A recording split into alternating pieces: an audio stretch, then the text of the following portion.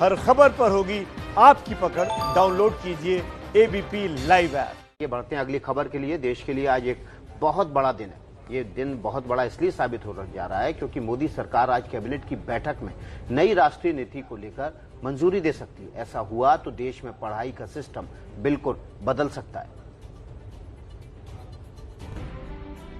PM Narendra Modi देश में शिक्षा को लेकर नई क्रांति लाने का मन बना रहे हैं। माना जा रहा है कि आज होने वाली कैबिनेट की बैठक में नई राष्ट्रीय शिक्षा नीति को मंजूरी मिल सकती है। इस बैठक की अध्यक्षता खुद पीएम मोदी करेंगे। नई नीति में प्राथमिक और माध्यमिक शिक्षा में आमूलचूल बदलाव की रूपरेखा तैयार की गई है। नई शिक्षा नीति के मसौदे में 10वीं में होने वाली बोर्ड की परीक्षा को खत्म करने की बात कही गई है। ये सबसे बड़ा बदलाव हो सकता है।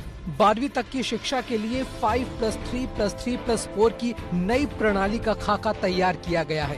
क्लास 9वीं से 12वीं तक को 8 सेमेस्टर में बांटा गया है। नई नीति में क्लास 5 तक अनिवार्य रूप से और क्लास 8 तक वैकल्पिक रूप से शिक्षा का माध्यम स्थानीय और मातृभाषा रखने की सिफारिश की गई है। इसके अलावा साल 2030 तक 3 से 18 साल के सभी बच्चों को गुणवत्तापूर्ण अनिवार्य शिक्षा करवाने का लक्ष्य भी रखा गया है। अगर कैबिनेट नई शिक्षा नीति के मसौदे को उसी रूप में मंजूरी देती है तो देश में शिक्षा की तस्वीर काफी बदल सकती है। देश में लंबे समय से मांग थी कि शिक्षा नीति में बदलाव किए जाए। देश में पहली बार राष्ट्रीय शिक्षा नीति 1986 में बनाई गई थी। इसके बाद 1992 में इसमें बदलाव किया गया। इसके बाद 3 दशक बीत गए, लेकिन शिक्षा नीति में कोई बदलाव नहीं हुआ। मोदी सरकार के राज में पिछले साल यानी कि मई 2019 में नई शिक्षा नीति का मसौदा तैयार किया गया। देश में पिछले 30 साल से आर्थिक, सामाजिक और तकनीकी रूप से बड़ा बदलाव आ चुका है, लेकिन शिक्षा के ढांचे में कोई बड़ा बदलाव नहीं आया था।